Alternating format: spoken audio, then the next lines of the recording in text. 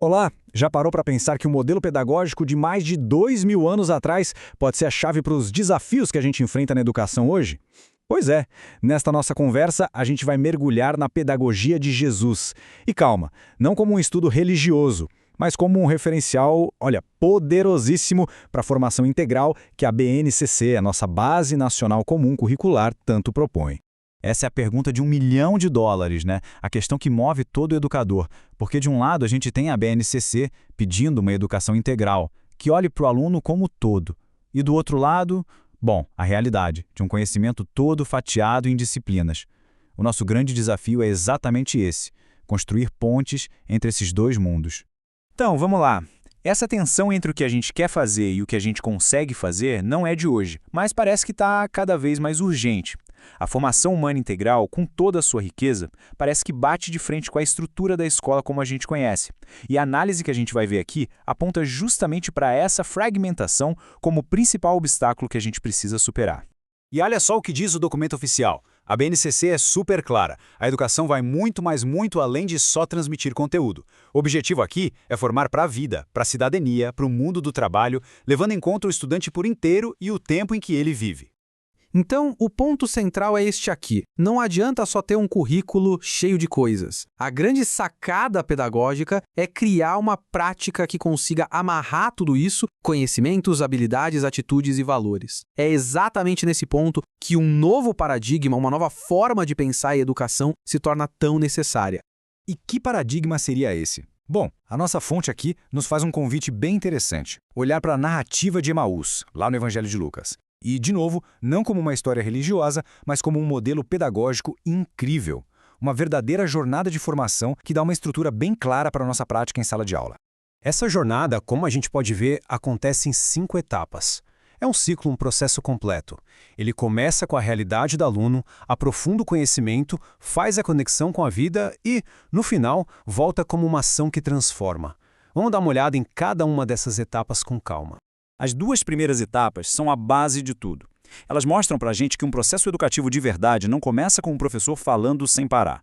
Começa com uma escuta atenta, com um diálogo genuíno que parte da realidade de quem está aprendendo. E aqui a gente vê como esse primeiro passo é ao mesmo tempo simples e profundo. Antes de ensinar qualquer coisa, Jesus se aproxima, caminha junto e, o mais importante, ele escuta. Ele quer entender qual é o ponto de partida dos discípulos, quais as frustrações, as dúvidas, a visão de mundo deles. Essa é a verdadeira matéria-prima da aprendizagem. E essa abordagem de partir da realidade concreta tem um paralelo impressionante com a pedagogia de Paulo Freire. Pensa bem, Jesus usava parábolas, que eram histórias do dia a dia para se conectar com as pessoas. Freire, por sua vez, propunha usar os temas geradores, tirados do mundo em que os alunos viviam. Nos 2 casos, o ponto de partida é o mesmo, a vida. E essa é a citação de Freire, que está na nossa fonte de pesquisa, resume a essência disso tudo. A educação é um ato de colaboração, é diálogo. O professor não é só alguém que deposita saber.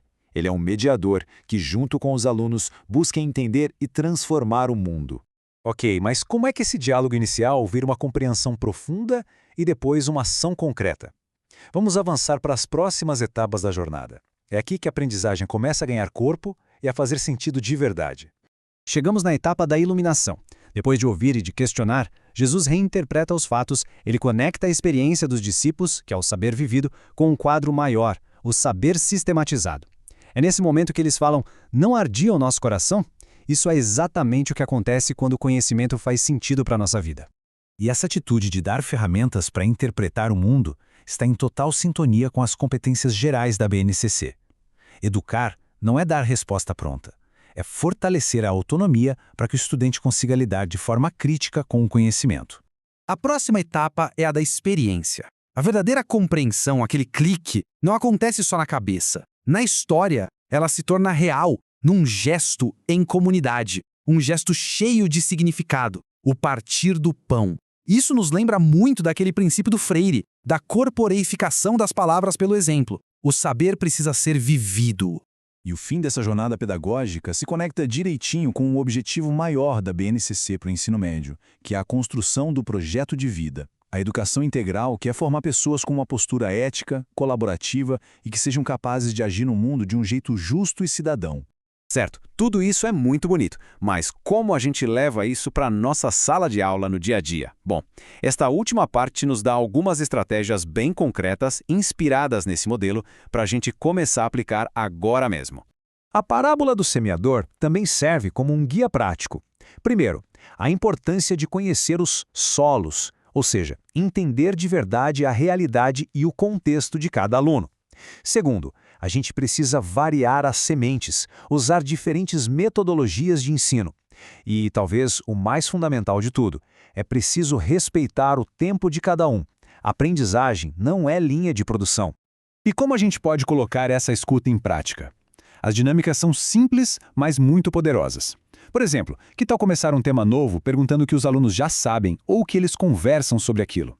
Ou então criar círculos de provocação, onde são eles que elaboram as perguntas. São jeitos de inverter a lógica da aula e colocar o estudante bem no centro do processo.